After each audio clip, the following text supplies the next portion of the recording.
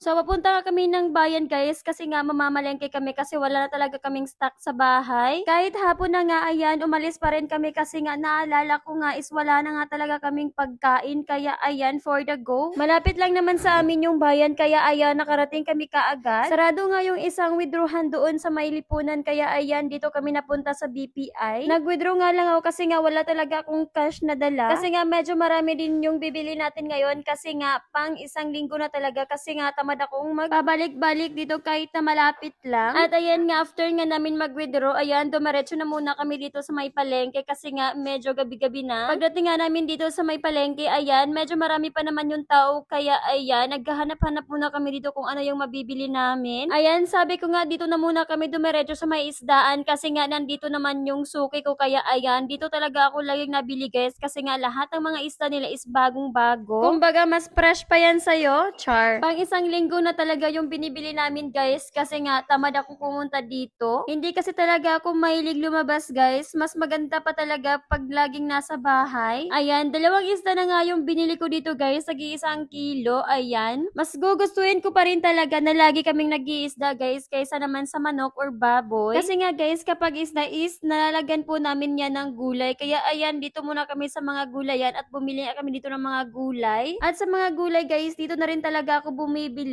Kasi nga guys, gusto ko rin talaga na stick to one talaga ako. Kung saan ako nabili, dun lang talaga ako bumibili. Hindi talaga yung paiba-iba. Kung meron akong binabalik-balikan na isda guys, meron din ako sa mga gulay. Kung saan ako nagagandahan ng quality ng mga gulay guys or isda, dun talaga ako. Hindi talaga yung paiba-iba at naghahanap ng iba pa. Hindi naman kasi talaga ako parehas ng iba guys na kahit alam mong meron na, ayan, naghahanap pa rin. Char. Oy, natatamaan yung burikat dyan. Ayan, kay sobrang dami ko talagang binibili ng mga gulay, guys. Kasi nga, pang isang linggo na rin talaga yan. Sabi ko nga sa inyo, guys, tamad na tamad talaga akong umalis ng bahay. Kaya lahat ng mga kailangan namin sa bahay, guys, binibili na rin talaga namin once na nandito na kami. Kasi nga, guys, hindi naman kasi talaga pwedeng pabalik-balik kami dito. Kasi nga, Diyos ko naman, ang mahal ng pamasahe, guys, at wala nga tayong wheels. So, after nga namin mamili ng gulay, guys, at ayan, nakadaan nga kami dito sa may bilihan ng mga manok. Kaya ayan, bumili na rin ako ng 1 kilo. O, di ba sabi ko sa inyo kanina, di ba, mas maigi pa rin talaga na laging isda. Pero ayan guys, napabili naman tayo ng manok dito kasi nga nadaanan na naman natin to. So ayan guys, after nga namin bumili, ayan, lumabas na rin kami kasi nga tingin naman kung gaano na yan kadilim. So mag 6:30 ng gabi na pala yan guys, kaya ayan, medyo madilim na at kaunti na nga lang din yung mga tao dito. So ayan guys, paglabas namin may naabutan pa kaming bukas sa pharmacy kaya ayan, bumili kami ng vitamins ni baby. At pagkatapos nga namin bumili guys, ayan, umuwi na nga kami at sumakay na nga kami ng tricycle. At tingin naman dito yung plaza guys, napakaganda na rin talaga. Pero guys, mas maganda pa rin talaga to pag malapit na yung Pasko. At hanggang dito na nga lang. Bye! Thank you for watching!